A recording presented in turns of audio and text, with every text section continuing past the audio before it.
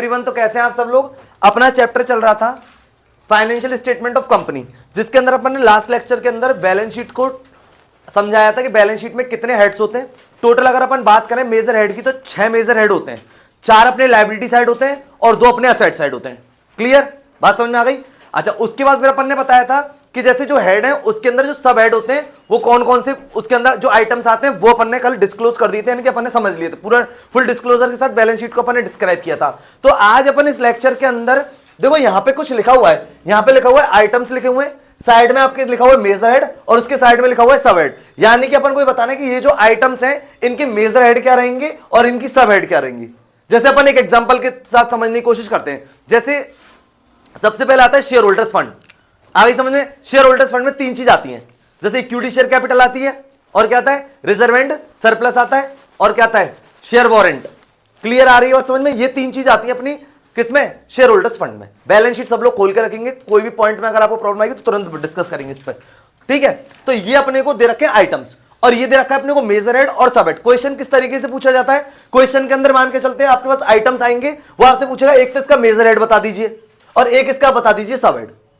Clear आ रही है कहानी समझ में, कोई दिक्कत है, कोई परेशानी। अच्छा, अब देखो सबसे पहले अपन डिस्कस करने वाले हैं इस पर, यानी कि अनपेड और अनक्लेम्ड डिविडेंड है। देखो डिविडेंड अपने को पता है, डिविडेंड पेड करते हैं और अपन ने कैश फ्लो में पढ़ा था, अपने को करंट ईयर से तो कोई मतलब है नहीं है। प्रीवियस ईयर का डिविडेंड होता है, उसका अपन लोग ऑपरेटिंग में प्रोविजन बनाते हैं और फाइनेंसिंग में पेड कराते हैं। कैश फ्लो के अंदर ये अपन ने सीखा था।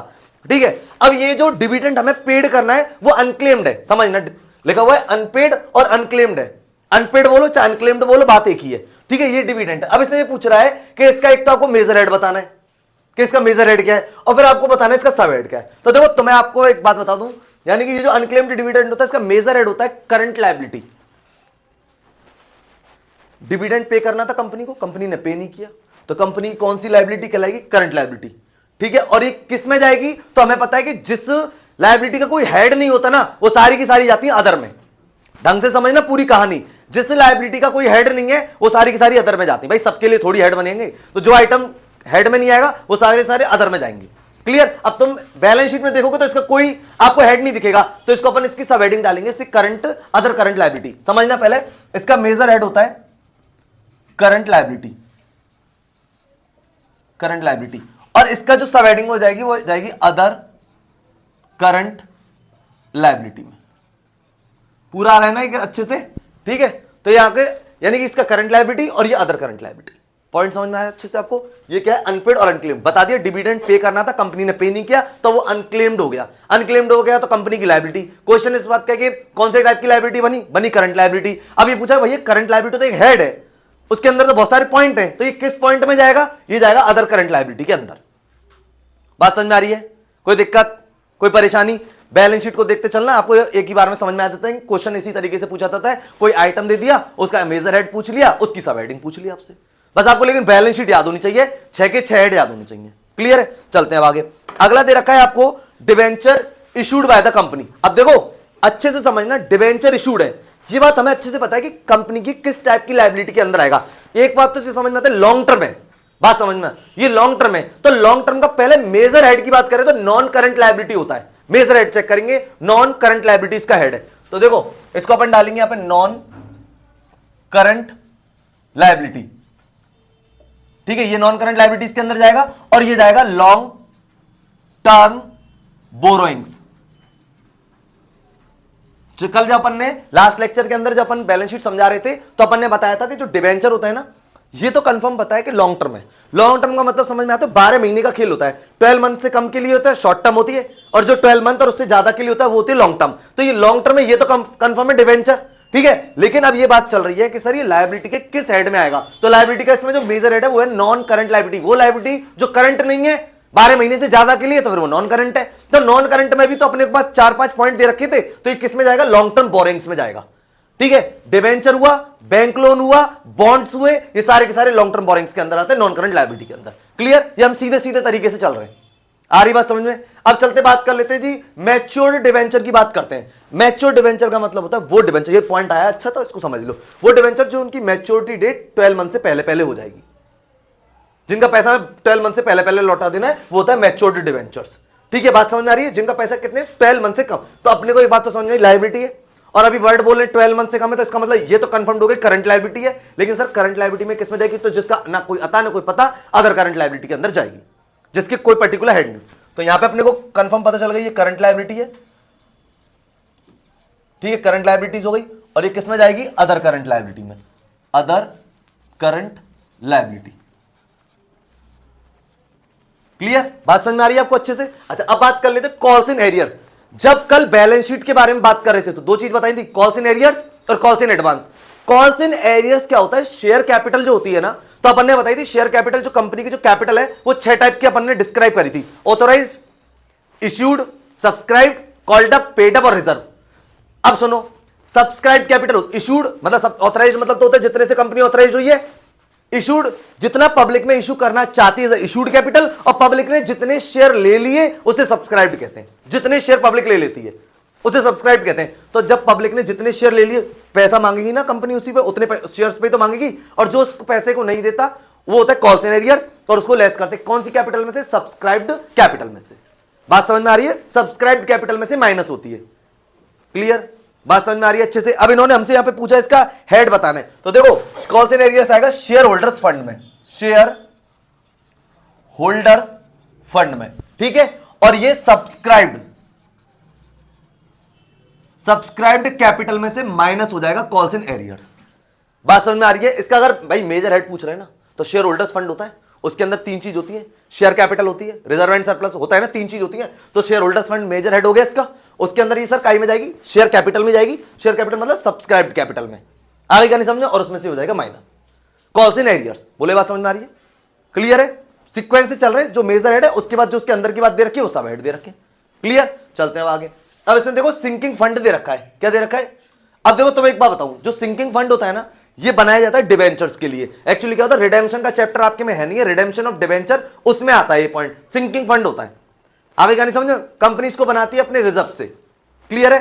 तो ये सिंकिंग फंड है। अगर अपन इसके मेजर हेड की बात करें तो मेजर हेड है इसका रिजर्व एंड सरप्लस का।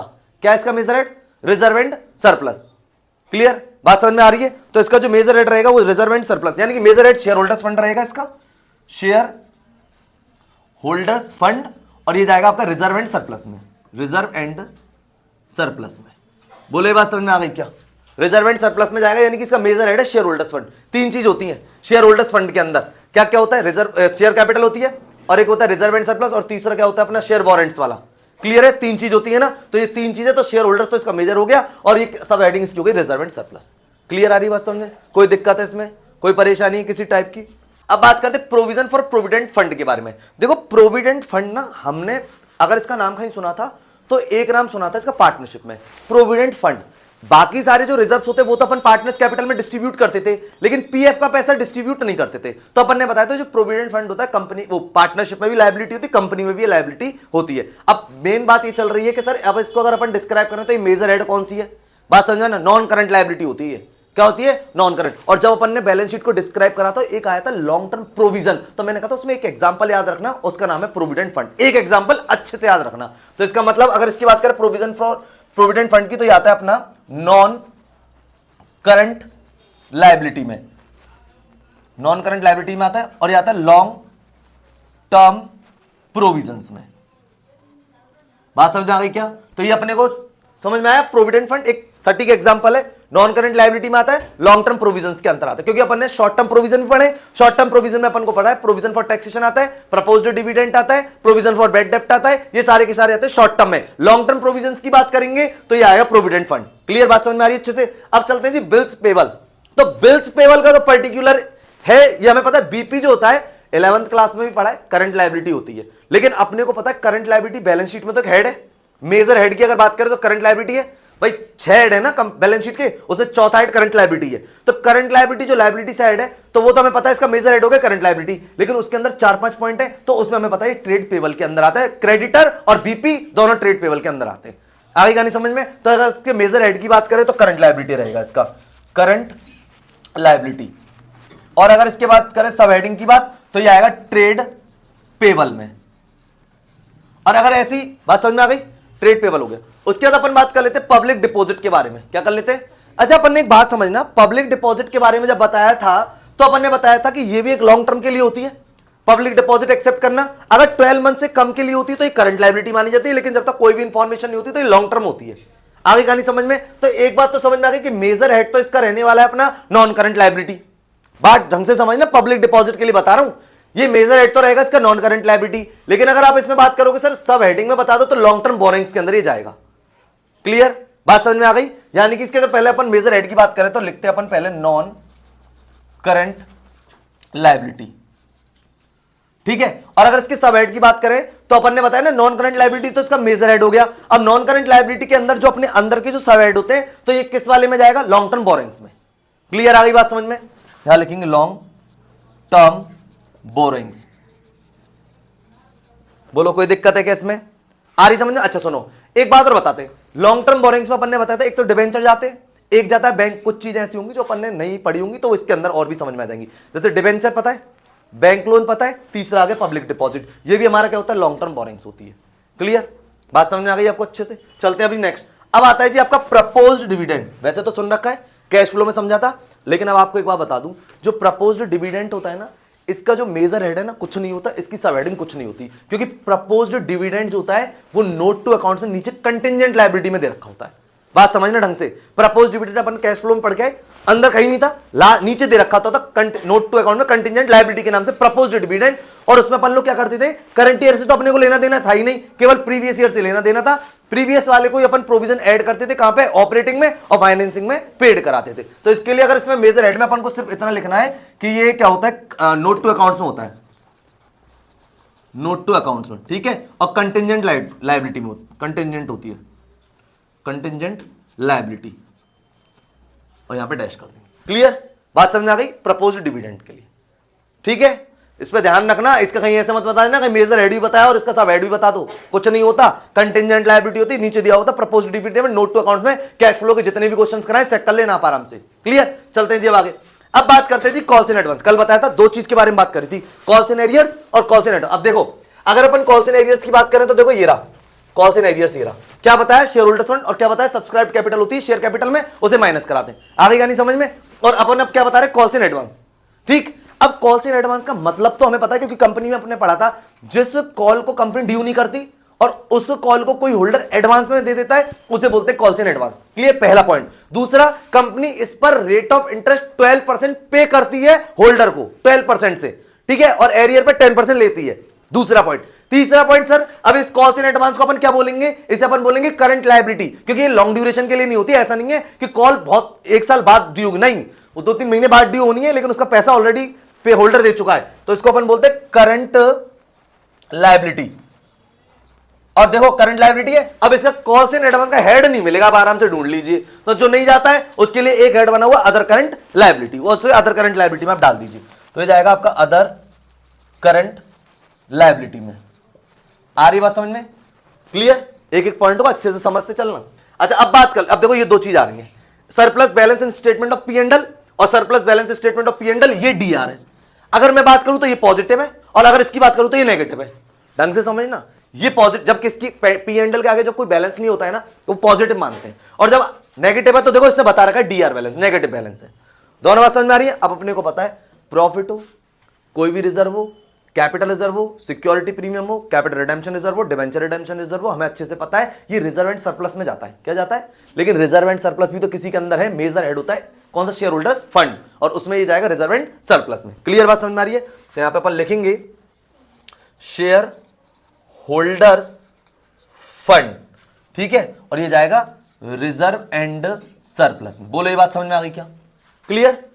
अब सुनो, अब ये जो बैलेंस P&L वाला है ये भी शेयर होल्डर्स फंड में जाएगा, ये भी रिजर्व एंड सरप्लस में जाएगा, लेकिन ये नेगेटिव जाएगा। ठीक है, बात समझ में आ गई? नेगेटिव जाएगा बैलेंस। क्लियर? कोई दिक्कत परेशानी? माइनस में। अब जैसे कहोगे सर हमने तो ऐसा पढ़ा नहीं, पढ़ा है ना, कैश फ्लो जब करा रहे थे तो बैलेंस शीट पढ़ते थे, बैलेंस शीट में रिजर्व एंड सरप्लस ब्रैकेट में लिखा आता था, तो नेगेटिव बैलेंस होता था। सेम ये कर रहे हैं, रिजर्व एंड सरप्लस में नेगेटिव बैलेंस के नाम से जाएगा, ब्रैकेट में आती वैल्यू। क्लियर? इसका मेन मेजर हेड की बात करें तो कौन सा? शेयर होल्डर, चाहे वो पॉजिटिव बैलेंस हो चाहे वो नेगेटिव बैलेंस। क्लियर? अच्छे से बात समझ में आ गई? चलिए अब देखो आपको नया वर्ड समझ में आएगा, advance received from customer. Customer से एडवांस ले रखा, पैसे सेल करी नहीं, अभी एडवांस ले रखा है, ये तो पता है कंपनी की लायबिलिटी, खूब अच्छे से पता है, ये तो समझ में आ रहा है ना। एडवांस अगर आपने किसी कस्टमर से ले रखा है और उसको माल सेल किया नहीं है तो वो तुम्हारी क्या है, लायबिलिटी है कंपनी की। लेकिन कौन सी लायबिलिटी है, करंट लायबिलिटी। समझना ढंग से, किसी कस्टमर से एडवांस ले रखा है तो आपसे पूछा जाएगा भैया कौन से टाइप की लायबिलिटी है, कंपनी की लायबिलिटी। ये तो कंफर्म है भाई, एडवांस ले रखा है, हमने बताया करंट लायबिलिटी है। तो सर करंट लायबिलिटी के अंदर तो बहुत सारी सब हेडिंग है, तो ये किस में जाएगा, जिसका कोई अता पता नहीं होता, अदर करंट लायबिलिटी में जाता है। क्लियर है? तो ये आपका जाएगा जी करंट लायबिलिटी, ठीक है। और ये जाएगा जी आपका अदर करंट लायबिलिटीज पे। कॉमर्स वाले इंग्लिश पे ध्यान नहीं दें ज्यादा, ठीक है। इसमें लिखा हुआ interest accrued on due on debenture. अब इसको समझना, इंटरेस्ट एक्रूड, एक्रूड मतलब होता है आउटस्टैंडिंग, ठीक है। इंटरेस्ट एक्रूड मतलब आउटस्टैंडिंग, और ड्यू ऑन डिवेंचर। अब मुझे एक बात बताओ, डिवेंचर पे कंपनी इंटरेस्ट देती है, ये तो अपन ने कैश फ्लो में पढ़ लिया पहली बार। और ऐसा तो नहीं है कि कंपनी 5 साल का इंटरेस्ट एक बार में देगी, नहीं। मैक्सिमम से मैक्सिमम होता क्या, या तो साल में एक बार देगी, या हो सकता है 6 महीने में दे तो 2 बार देगी, साल में क्वार्टरली देगी तो 4 बार देगी, पर देगी ना। 12 महीने से पहले पहले देना है ना इंटरेस्ट उसको। तो इसका मतलब ये तो कंफर्म पता चल गई कि आउटस्टैंडिंग है करंट लायबिलिटी, ये तो कंफर्म है करंट लायबिलिटी। लेकिन इसका कोई बता रखा है कौन से हेड में जाएगी, तो नहीं पता रखा ना, तो सीधे डाल दो अदर करंट लायबिलिटी में। बात समझ में आ रही है कि अच्छे से? इसको अपन डालेंगे जी करंट लायबिलिटी पे, ठीक है। और ये जाएगी आपकी अदर करंट लायबिलिटी। बोलिए, ये बात आपको अच्छी समझ में आ गई? कोई दिक्कत, कोई परेशानी? अच्छा चलिए अब आगे चलते हैं। यहां पे लिखा हुआ है arrears of fixed cumulative preference dividend. Actually क्या, कोई एरियर है और ये क्यूमुलेटिव प्रेफरेंस डिविडेंड। अच्छा देखो, अपन वैसे अगर बात करें तो क्यूमुलेटिव और नॉन क्यूमुलेटिव टाइप पढ़े थे प्रेफरेंशियर्स के, 4 टाइप पढ़े थे अपन ने, ठीक है। एक तो क्यूमुलेटिव नॉन क्यूमुलेटिव एक पढ़ा था, ठीक है। कन्वर्टेबल नॉन कन्वर्टेबल पढ़ा था, पार्टिसिपेटिंग नॉन पार्टिसिपेटिंग पढ़ा था, रिडीमेबल और इरिडीमेबल पढ़ा था ना। क्यूमुलेटिव का मतलब भी बताया था कि कंपनी क्या होता है, लॉस के केस में डिविडेंड नहीं दे पाती है तो वो क्यूमुलेटिव यानी इकट्ठा होता है, और जब कंपनी प्रॉफिट में आती है तो वो एक साथ डिविडेंड पूरा पे करती है, उसे बोलते हैं क्यूमुलेटिव। क्वेश्चन बात समझ आ गई? अब इन्होंने पूछा कि एरियर ऑफ जो फिक्स्ड क्यूमुलेटिव प्रेफरेंस डिविडेंड जो है, ठीक है, तो ये क्यूमुलेटिव प्रेफरेंस डिविडेंड किस में आएगा? एक्चुअली क्या है मैं बताऊं, इसके लिए ना तो कोई मेजर हेड है और इसके लिए ना कोई सब हेड है। ये कमिटमेंट होता है कंपनी का, कंपनी इसको पे करेगी। बात समझ में आ गई? कमिटमेंट होता है, तो मेजर हेड के अंदर अपन को सिर्फ लिखना है commitment in notes to account. ये कमिटमेंट होता है, नोट टू अकाउंट्स के अंदर उसको शो करना पड़ता है, बस। आ गई कहानी समझ में? इसके लिए कोई तो मेजर हेड नहीं है इसका, और इसका कोई भी सब हेड नहीं है, कमिटमेंट है और ये नोट टू अकाउंट में बस शो होता है। आ गई कहानी समझ में?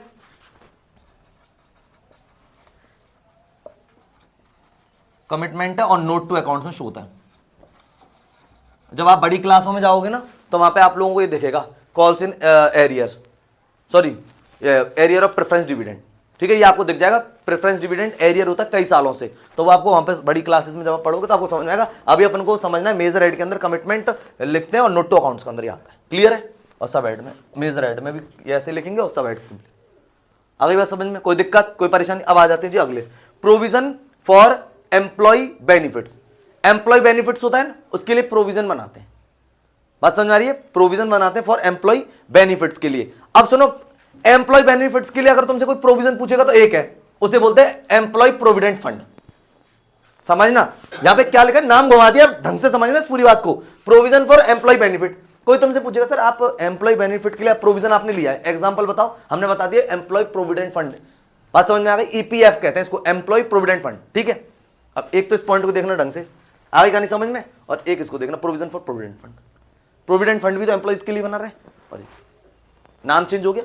यहां पे बस इतना बोल दिया, एम्प्लॉय बेनिफिट के लिए आप जो प्रोविजन बनाते हैं उसके लिए मेजर हेड क्या रहने वाला है, non current liability, non current liability. Clear? अच्छा, अब इससे पूछोगे सर ये सब हेड किस में जाएगा? बात समझ में आ गई? तो लॉन्ग टर्म प्रोविजंस में, तो यहां लिखेंगे लॉन्ग टर्म प्रोविजंस, वो प्रोविजन फॉर प्रोविडेंट फंड, और यहां पे लिख दिया provision for employee benefit. Employee benefit के लिए जो प्रोविजन बनाए जाते हैं लॉन्ग टर्म्स होते हैं, पहली बात तो उसको ध्यान है। लायबिलिटी होगी कंपनी की, लॉन्ग टर्म होगी, ठीक है, लेकिन लॉन्ग टर्म लायबिलिटी में भी किसमें रखेंगे? लॉन्ग टर्म प्रोविजंस में। तो ये लॉन्ग टर्म प्रोविजंस में आ गया, और नॉन करंट लायबिलिटी हो गई। क्लियर है? क्योंकि हमें पता है नॉन करंट लायबिलिटी के अंदर 3-4 पॉइंट्स आते हैं, उसमें भी अपने को पता चल गया नॉन करंट लायबिलिटी में लॉन्ग टर्म प्रोविजंस में आएगी। क्लियर? आई होप कि आपको ये पॉइंट तो समझ में आ गए होंगे, या अपन ने 15-16 पॉइंट लिए थे, अभी और कुछ पॉइंट लेते हैं जिससे कि आपको और भी अच्छे समझ में आएगा। अब बात कर लेते हैं, जैसे अभी अपन ने कुछ आइटम लिए थे, अब ये असेट साइड के कुछ आइटम्स हैं, इनको देखते हैं, इनका मेजर हेड समझेंगे और इसकी सब हेडिंग समझेंगे। देखो सबसे पहले दे रखा है सन्ड्री डेटर। तो अपन ने जब बैलेंस शीट को डिस्क्राइब किया था तो सन्ड्री डेटर और बीआर, सन्ड्री डेटर और बीआर, ये तो पता चल गई थी कि करंट एसेट्स इसका मेन हेड रहेगा। करंट एसेट्स में भी इनका जो रहेगा सब हेड वो रहेगा ट्रेड रिसीवेबल। बात समझ में आ गई? इनका जो मेजर हेड रहेगा वो तो रहेगा जी करंट एसेट्स, और इसमें भी ये सब इसके हेडिंग रहेगी तो ट्रेड रिसीवेबल। बोलो बात समझ में आ गई? कोई दिक्कत है इसमें? अच्छा, अब बात करते हैं पेटेंट एंड ट्रेडमार्क। इसको थोड़ा सा ढंग से समझना, क्योंकि असेट साइड केवल दो ही मेजर हेड होते हैं, दो ही मेजर, एक तो नॉन करंट एसेट और एक करंट एसेट, बस। इसके अलावा लायबिलिटी साइड चार हेड है, टोटल मिला के बैलेंस शीट में 6 मेजर हेड होते हैं। अब समझना, ये पेटेंट एंड ट्रेडमार्क दे रखा है। पेटेंट, ट्रेडमार्क, फ्रेंचाइजी, लोगो, गुडविल, ये तो हमें पता है इंटेंजिबल एसेट है, ठीक है। लेकिन इंटेंजिबल एसेट में पहले मेजर हेड की बात करें तो ये नॉन करंट एसेट में आएगा, और उसमें भी प्लांट प्रॉपर्टी इक्विपमेंट में एंड इंटेंजिबल में, इंटेंजिबल में आएगा। क्लियर बात समझ में आ रही है? तो यहां पे अगर इसके मेजर हेड की बात करेंगे तो यहां पे लिखेंगे नॉन करंट एसेट्स, ठीक है, और उसमें भी ये जाएगा property, plant and equipment and intangible asset, intangible assets, तो उसमें भी जाएगा ये इंटेंजिबल में, क्योंकि दो टाइप की होती है ना, टेंजिबल और इंटेंजिबल। क्लियर बात समझ में आ रही है? क्योंकि असेट साइड थोड़ा इजी है, क्योंकि दो ही हेड होते हैं, नॉन करंट और करंट। क्लियर? अच्छा, अब बात कर लेते हैं शेयर इन एससी लिमिटेड। ये शेयर है, इन्वेस्ट कर रखा होगा पैसा, तो अच्छा पहली बात तो अपन को ये बात समझ में आनी कि ये किस हेड में आएगा, तो ये तो कंफर्म्ड है कि नॉन करंट असेट्स है, ठीक है। और अपन को ये बात समझनी है कि ये सब हेड किस में आएगा। आ रही बात समझना? इसको ढंग से समझना। ये अगर अपन बात करें शेयर इन एससी लिमिटेड तो ये आएगा नॉन करंट असेट्स में, ठीक है, और उसमें भी आएगा ये इन्वेस्टमेंट के अंदर। क्लियर आ रही है कहानी समझ में? तो यहां पे लिखेंगे इसको नॉन करंट एसेट्स। आ गई कहानी समझ में? नॉन करंट एसेट्स में, और ये जाएगा नॉन करंट इन्वेस्टमेंट। अच्छा, इसके बारे में एक चीज समझाता हूं आपको। एक होता है इन्वेस्टमेंट होते हैं ना, तो एक होता है करंट और एक होता है नॉन करंट। करंट का मतलब जिसका मैच्योरिटी पीरियड 12 मंथ से कम के लिए होगा, और जिसका मैच्योरिटी पीरियड 12 मंथ से ज्यादा के लिए होगा तो वो नॉन करंट एसेट में, नॉन करंट इन्वेस्टमेंट में आएगा। वो इन्वेस्टमेंट जो करंट नहीं होते वो नॉन करंट होते हैं, और जो करंट होंगे यानी 12 महीने से कम में मैच्योर हो जाएंगे वो करंट इन्वेस्टमेंट में जाएंगे। और current investment is a part cash and cash equivalent. ये जब हमने कैश फ्लो स्टेटमेंट स्टार्ट किया था तो वहां पर कैश एंड कैश इक्विवेलेंट समझाया था, तो वहां पे आपको ये बताया था। क्लियर है? बात समझ में आ रही है? चलिए, अब अगर अपन बात कर लेते हैं यहां पे बीआर की, तो अपने को पता है ये रहा डेटा, इसी का ये है बीआर, करंट एसेट में जाता है डेटर, तो बीआर भी करंट एसेट में जाता है, करंट एसेट्स में। क्लियर? और किस में जाएगा? ट्रेड रिसीवेबल में। क्लियर? आगे कहानी समझ में? कोई दिक्कत है इसमें? कोई परेशानी? अच्छा, आपके लिए मेन पॉइंट ये है advance recoverable in cash with in the operating cycle के लिए कोई एडवांस पैसा लिया है, रिकवर आया है हमारे पास, रिकवर किया गया है, तो ये इसका मेजर हेड तो रहेगा जी करंट एसेट्स, ठीक है, इसका मेजर हेड तो रहेगा करंट एसेट्स। क्लियर? और इसका जो सब हेड रहेगा ना वो short term loans and advances रहेगा।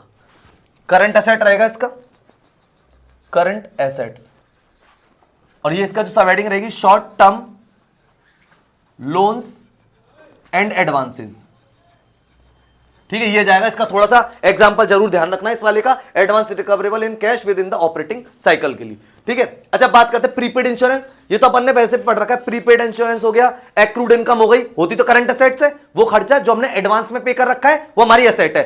कौन सी है? ये भी हमें पता है, करंट एसेट। क्योंकि अब पूछो ये कहां पर पढ़ा है ना, वर्किंग कैपिटल का जब एडजस्टमेंट करते थे कैश फ्लो स्टेटमेंट के अंदर, तो वहां आता था प्रीपेड इंश्योरेंस। तो प्रीपेड इंश्योरेंस ये तो कंफर्म पता है कि हमें करंट एसेट में, मेजर हेड का करंट, लेकिन ये कौन सा है उसमें हेडिंग नहीं है, तो ये अदर करंट एसेट में जाएगा। क्लियर आ गई कहानी समझ में? तो ये प्रीपेड इंश्योरेंस जो जाएगा वो तो जाएगा करंट एसेट्स में, और जो जाएगा ये अदर करंट एसेट्स में जाएगा। बोलो बात समझ में आ रही है? कोई दिक्कत है इसमें? कोई परेशानी है? अच्छा, अब आगे चलते हैं। यहां पे लिखा हुआ है WIP। तो देखो, कल भी आपको एक बात बताई गई थी, WIP रॉ मटेरियल और फिनिश गुड्स और लूज टूल्स, ये सब इन्वेंट्रीज के अंदर आते हैं, इन्वेंट्रीज में। तो ये बात तो समझ में आ गई कि ये इन्वेंट्रीज में आएंगे। क्लियर? लेकिन अपन को पहले भी तो समझना है इन्वेंट्री किस में आती है? करंट एसेट्स में। आ रही बात समझ में? तो ये आएगा जी करंट एसेट। इन्वेंट्री को अपन लोग पता है क्या बोलते हैं? स्टॉक भी तो बोलते हैं। तो ये करंट एसेट्स में आएगा और ये इन्वेंट्रीज में आएगा। बोलो, ये बात समझ में आ गई? कोई दिक्कत, कोई परेशानी? अब बात करते गुडविल। तो अपने अभी निकाला था ना पेटेंट वाला, ये ट्रेडमार्क, सेम ही तो है, गुडविल भी है, नॉन करंट असेट्स है, property plant and equipment intangible asset में इंटेंजिबल असेट है goodwill, patent, copyright, trademark, franchisee, logo वगैरह, ठीक है। तो ये अपना जाएगा जी अपना करंट, यानी गुडविल जो जाएगा हमारा जाएगा नॉन करंट एसेट्स में, इसका ये मेजर हेड है। सब हेड की बात करेंगे तो property plant equipment and intangible assets में, इंटेंजिबल में जाएगा इंटेंजिबल एसेट्स। बोलो बात समझ में आ गई? कोई दिक्कत है इसमें, कोई परेशानी है? अब चलते हैं आगे। अब लूज टूल्स की बात करें तो अभी अपन ने बताया था raw material, finish goods, WIP, loose tools. Loose tools मतलब होता है औजार पानी। ये किस में जाते हैं? इन्वेंट्री में जाते हैं, और इन्वेंट्री हमें पता है किस में जाती है? करंट एसेट्स में। तो ये जो अपन ने वर्क इन प्रोग्रेस के लिए बताया ना WIP, वही लूज टूल्स के लिए। तो करंट एसेट्स और इन्वेंट्रीज में। बोले बात समझ में आ रही है? कोई दिक्कत, कोई परेशानी इसमें? अच्छा, अगला आता है लाइसेंस एंड फ्रेंचाइजी। तो अभी बताया ना, लोगो, फ्रेंचाइजी, गुडविल, पेटेंट, ट्रेडमार्क, ये हमारी सारी की सारी इंटेंजिबल असेट्स है। नॉन करंट असेट्स में, प्रॉपर्टी प्लांट एंड इक्विपमेंट में, इंटेंजिबल में जाएगी। क्लियर है? यहां लिखेंगे नॉन करंट एसेट्स में, ठीक है, ये जाएगी property plant equipment and intangible assets. Intangible assets में इंटेंजिबल में जाएगी इंटेंजिबल एसेट्स। बोलो बात समझ में आ रही है क्या? तो ये कुछ पॉइंट है जो अपन ने लिए कि आइटम दे देगा, मेजर हेड पूछेगा और सब हेड पूछेगा। अब आपको एक बात और बता दूं, जब तक हमको यही नहीं पता मेजर हेड क्या है और सब हेड क्या है, तो हमसे जब बैलेंस शीट बनवाएगा तो हम बैलेंस शीट नहीं बनवा सकते जब तक हमको इन हेडों के बारे में नहीं पता हो। मैंने बोल दिया था 6 हेड होते हैं, 6 हेड आपको याद रखने। 6 हेड के अंदर कौन कौन से पॉइंट जो फिक्स है वो, उनके अलावा कहीं नहीं जाएगा। इसमें कहीं जा रहा है तो बताओ। अब करंट एसेट्स है, अब हमें पता है करंट एसेट्स में हमको जो जो हेड दे रखे हैं, तो जिस जिस हेड में दे रखा है उस हेड के आइटम है तो वो तो उस हेड में चलेगा सब हेडिंग में। लेकिन फिर भी करंट एसेट्स आ रही है तो वो किस में जाएगी? पर अदर करंट एसेट्स उसके लिए बनाया हुआ है, जो किसी भी उसमें नहीं जाएगा, सब अदर करंट एसेट में जाएगा। सेम करंट लायबिलिटी के लिए। आ गई समझ में? लेकिन हमें पता होना चाहिए मेजर हेड और सब हेड। क्लियर आ रही बात समझ? आइटम को देखते ही हमें पता लग जाना चाहिए इसका मेजर हेड ये रहेगा और इसकी सब हेडिंग ये रहेगी। ठीक है, तो उससे पहले आपको एक बार बैलेंस शीट आपको लर्न करनी पड़ेगी, याद करनी पड़ेगी। फिर भी अगर कोई पॉइंट नहीं समझ में आ रहा तो एक बार आप हमें कमेंट सेक्शन में लिख सकते हैं। तो एक बार आप इसका रिवीजन करें। ये छोटा लेक्चर हमने इसीलिए लिया था कि कुछ आइटम्स हम इसमें आपको बता सकें, उसकी मेजर हेड और सब हेडिंग के बारे में। ठीक है, रिवीजन करें। फिर भी अगर आपको कोई प्रॉब्लम आ रही है तो कमेंट सेक्शन में लिख सकते हैं, जिससे कि हम आपकी प्रॉब्लम को सॉल्व कर सकें। तो मिलते हैं अपन नेक्स्ट लेक्चर में नेक्स्ट टॉपिक के साथ। तब तक के लिए guys good bye and thank you.